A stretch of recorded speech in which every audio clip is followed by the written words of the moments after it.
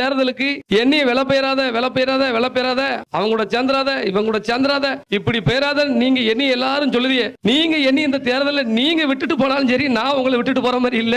அதனால எல்லாரும் இப்போ 3 மாசமா தான், இப்போ 2 மாசமா எம்எல்ஏ எம்பி எல்லா கட்சியில இருந்தும் போன் பண்ணி சாப்பிட்டீங்களா தம்பி, உடம்பு கொஞ்சம் பாத்துக்கோங்க, கண்ணுல கருவளையும் இருக்கு தம்பி. யாரு எம்பி எல்லாம் அடப்பாவி, உனக்கு என் மேல பாசம் வந்ததே கிடையாதுடா, நீ எல்லாம் என் சமுதாயத்தை அழிக்க நினைப்பியடா அப்படின்னு நினைச்சுக்கிட்டு, ஏன்னா தேர்தல் வருது இல்ல, தேர்தல் வந்த உடனே இப்படி என்ன பண்ண உங்களை எல்லாம் கொண்டு போய் அடகு வைக்கிறதுக்கு என்கிட்ட பேசவும் எப்படி ரைட்டு. கிட்டத்தட்ட 25-30 தொகுதியில பிஎம்டி நல்ல ஸ்ட்ராங்கா இருக்கு. அப்ப யசகிராஜாவை எப்படியாவது விலை கொடுத்து வாங்கிடலாம், வாங்கிட்டு அந்த ஓட்ட போறோம் நம்ம அறுவடை பண்ணிக்கலாம் அப்படின்ட்டு என் மேல பாசத்தை நீ இந்த 3 மாசமா தான் தெரிவிப்ப.